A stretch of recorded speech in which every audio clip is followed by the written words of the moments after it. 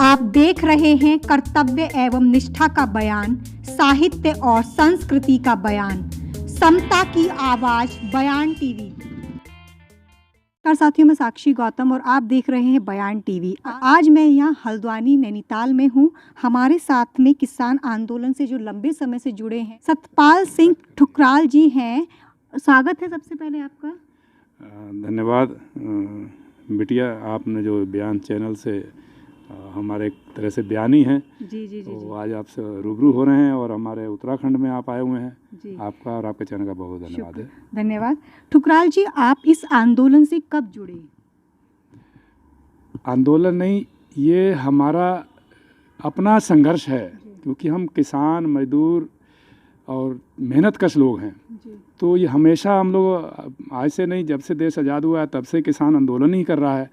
कभी उसकी फसल का जब सही मूल्य नहीं मिलता है तो उसको जो है अपनी एक चुनौती रहती है, उसके साथ में कई किसान हमारे आत्महत्या कर लेते हैं। तो आज तक देश आज़ाद हुआ तब से हमें कोई न्याय नहीं मिला। एक तरह से आंदोलन तभी से चल रहा है। ठुकराल जी, किसान आंदोलन को चलते चलते लगभग 9-10 महीने हो चुके हैं और आखिर ये आंदोलन शांत क्यों नहीं हो रहा?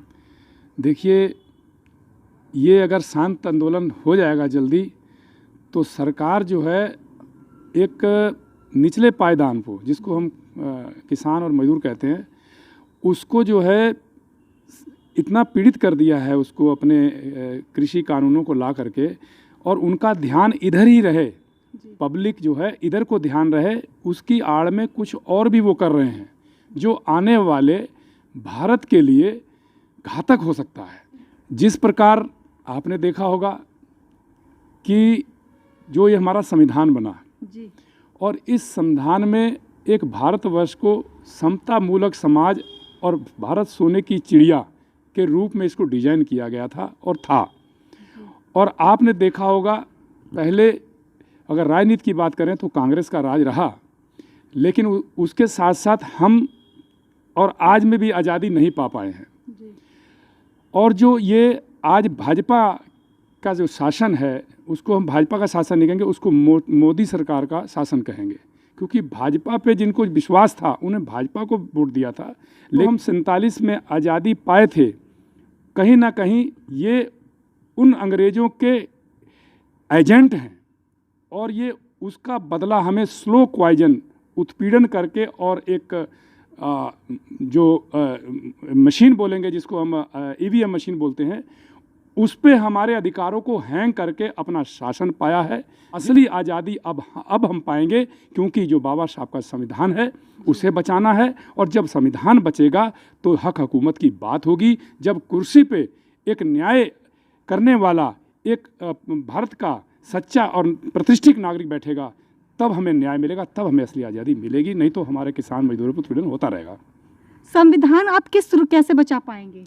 संविधान हम इस तरीके से बचा पाएंगे जैसे हमने देखा है, क्योंकि हम कई बार हमने किसी कैडर कैंप में या किसी जनसभाओं में या कहीं भी जाते हैं, हमने धड़ेबंदी देखी है, अलग अलग दल देखे हैं।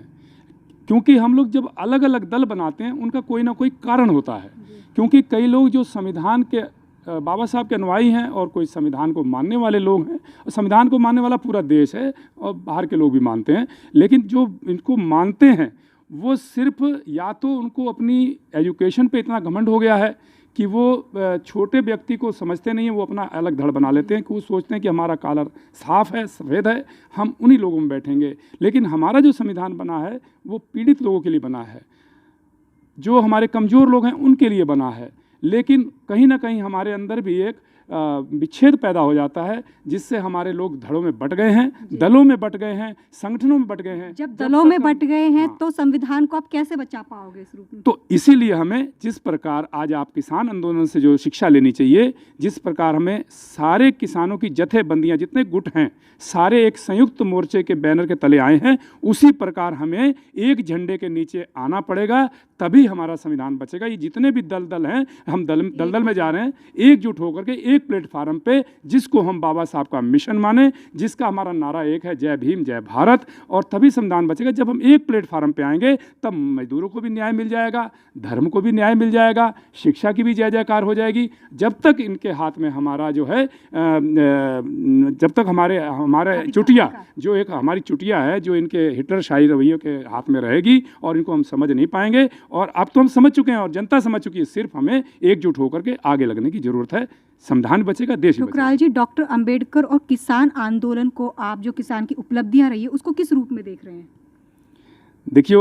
देखिए, जो भारत का संविधान है उसमें सबको एक समान अधिकार मिला है, और संविधान जो अधिकार मिला है, आज उसी अधिकार को, चाहे वो शिक्षा का क्षेत्र हो, चाहे वो धर्म का क्षेत्र हो, इन लोगों ने उस पर ताले लगा के अपने तरीके से चलाना शुरू कर दिया है, और हमारे संविधान को एक साइड में रख दिया है। सिर्फ हमारी फ़ोटो और उसकी हमारी जिसको हम मानते हैं, उस चीज़ को वो चला रहे हैं दिखावे के लिए, लेकिन अंदर से जो है हमें वो खोखला कर रहे हैं। और अब तो हमें समझ जाना चाहिए।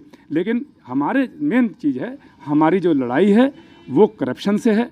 मेन हमारी लड़ाई जो है, हमारे जो अधिकार हैं, हम मेहनतकश लोग हैं, हमें आरक्षण नहीं चाहिए, हमें कुछ नहीं चाहिए। आप हमें पूरे देश में 2-2 एकड़ ज़मीन दे दीजिए, हम मेहनत करके खा सकते हैं। और अगर हमारे लिए संविधान बना है, सबके लिए समानता बना है, जिसकी जितनी हिस्सेदारी उसकी उतनी भागीदारी, अगर उस तरीके से हमें अधिकार दे दें, तो शायद हमें कोई झगड़ा करने की जरूरत ही नहीं है। हमारा देश खुशहाल होगा और हमें इन अखंड संगठनों में बंटना भी नहीं पड़ेगा। बस बंटने का कारण यही है कि किसी को माल मिल जा रहा है, कोई भूखा मर रहा है, ये लालच छोड़ना पड़ेगा, हमें एक प्लेटफार्म पे आना पड़ेगा। आप क्या संदेश देना चाहते हैं? हम तो एक ये संदेश देना चाहते हैं, भारत महापुरुषों का देश है, भारत एक मेहनतकश देश है।